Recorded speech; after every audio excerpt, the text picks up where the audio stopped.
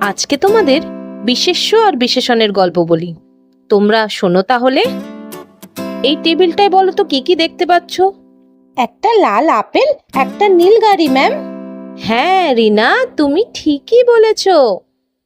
একটা লাল আপেল, একটা নীল গাড়ি, আরো কিছু আছে।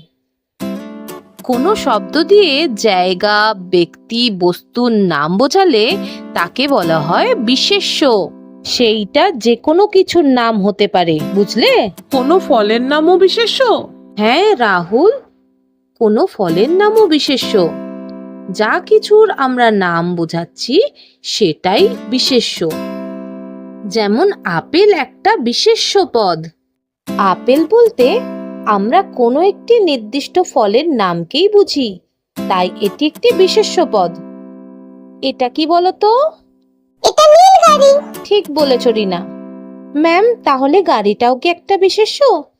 হ্যাঁ, গাড়িটাও একটি বিশেষ্য পদ।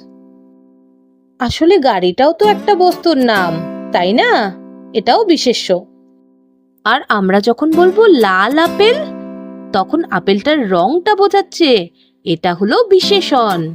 অর্থাৎ দোষ গুণ অবস্থা বোঝালে তা হয় বিশেষণ।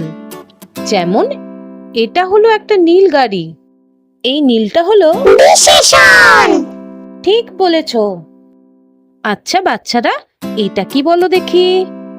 চকচকে আয়না। হ্যাঁ, এই চকচকে কথাটাও একটা বিশেষণ। যে শব্দের দ্বারা বিশেষ্যের দোষ গুণ অবস্থা বোঝায় তাকে বলে বিশেষণ।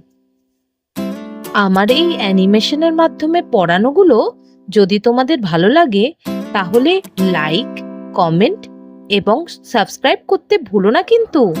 বেল নোটিফিকেশনটা অন করে রেখো। Thank you.